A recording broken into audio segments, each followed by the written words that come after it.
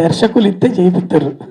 Okay, ఇక్కడికి విచ్చేసిన నా మీడియా మిత్రులకు, నా ముఖ్యంగా నా శ్రేయభిలాషులందరూ కూడా, ఇక్కడ ఉన్న వాళ్ళందరూ కూడా, నేను ఒక్కొక్క చిన్న చిన్న అవకాశాన్ని వెతుక్కుంటూ వచ్చినప్పుడు ఇండస్ట్రీలో పెద్దగా ఇక్కడ కూర్చున్న దగ్గర నుంచి ఇక్కడి వరకు వాళ్ళందరూ తమ్మి నీకు రోజు వస్తుంది అన్నారు, తమ్ముడు నేనున్నా అని చెప్పి నాకు ధైర్యం ఇచ్చింది. ఈరోజు నేను ఒక బుల్లితెర నుంచి వెండితెరలో ఒక 100 సినిమాకు పైన చేయగలిగానంటే శతమానం భవతికి ముందు, శతమానం భవతి తర్వాత నా లైఫ్ పరిగెత్తుతున్నది అంటే ఈరోజు నేను ఆనందంగా నా లైఫ్ను లీడ్ చేస్తున్నంటే ఎవ్వరు కాదు, మన వేగేశ్వర సతీష్ అన్న ఎప్పుడు నేను రుణపడి ఉంటా. అట్లాంటి శతమానం భవతిలో ఒక నేషనల్ అవార్డ్ సినిమాలో నాకు ఒక పాత్రనిచ్చి నన్ను ఎంకరేజ్ చేసి నా రాతను అలా డిజైన్ చేసి పంపించాడు అన్న, చాలా చాలా థ్యాంక్స్.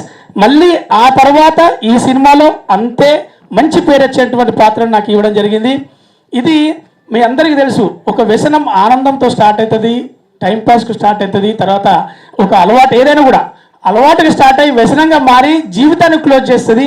కానీ జీవితంలో తన ప్రాణానికి ప్రాణమైన ప్రేమను గెలిపించుకోవడానికి వ్యసనాన్ని వదులుకున్నాడా లేదా వ్యసనంతో ఎటు తీసుకెళ్ళాడు అనేదే ఈ కథ.